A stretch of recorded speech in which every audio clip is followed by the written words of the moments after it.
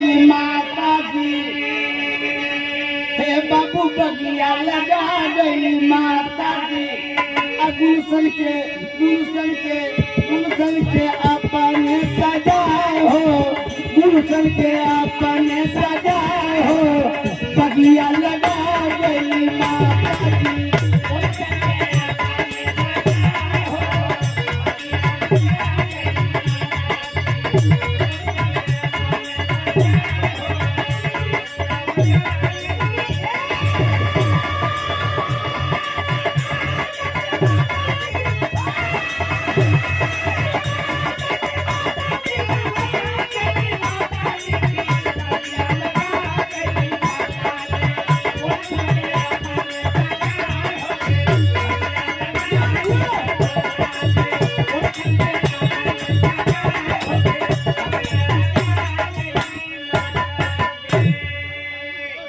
और देखें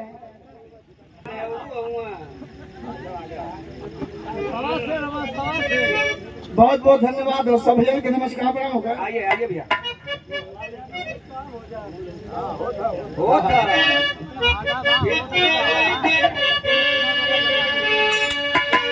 तो बगिया लगा गई माता जी, बगिया लगा गई माता जी। गुलशन के अपने सदा हो, गुलशन के अपने सदा हो, बगिया लगा गई माता जी।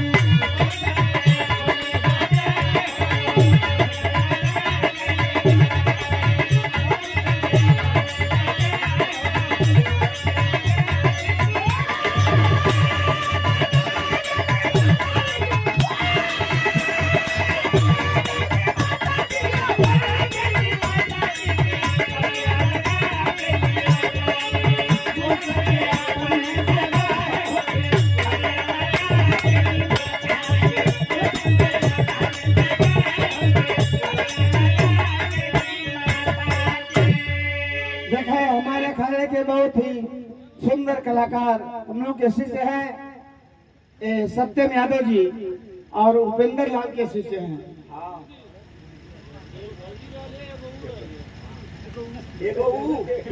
मतलब कि अच्छा देखा अभी भी जो पुरस्कार मिला है एक जनरली है और रुका भाई क्या गौतम का भाभी आए थे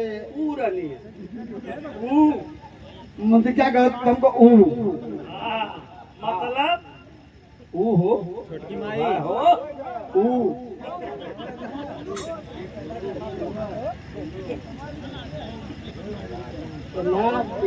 सोचना कर देता पहले क्या जो थे कि हमारी पत्नी है बस काम हो गया।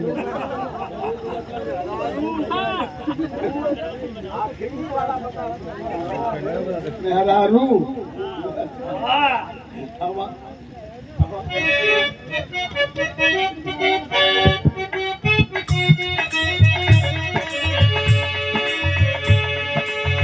अंबिका गौतम जी पहिला ललनवा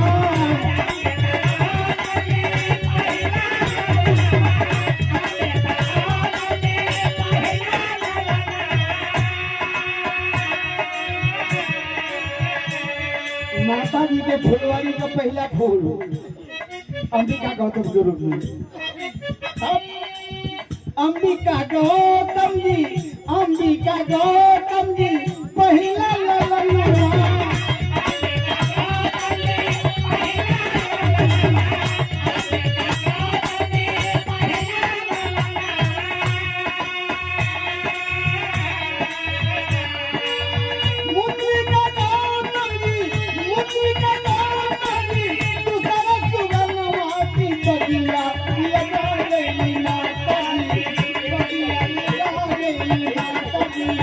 सब ही के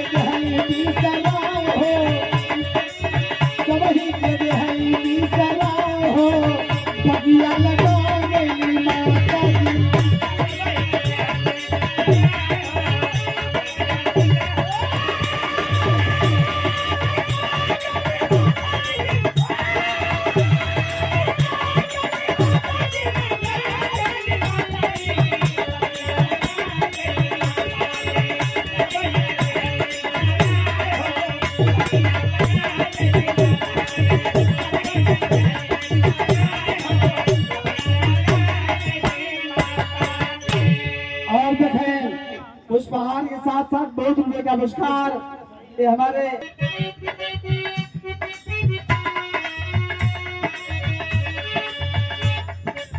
तीसरे नंबर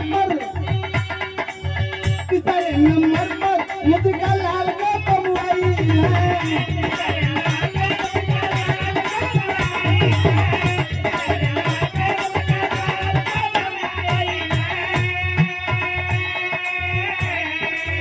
तीसरे नंबर पर मुद्रिका लाल का कमुआई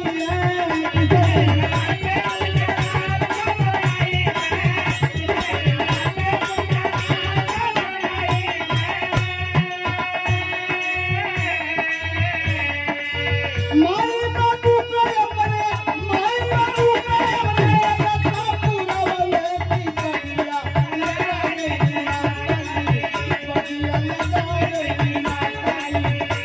अरे बेटा के बिरहिया बना हो, अरे बेटा के बिरहिया बना हो, बगिया लगा गई।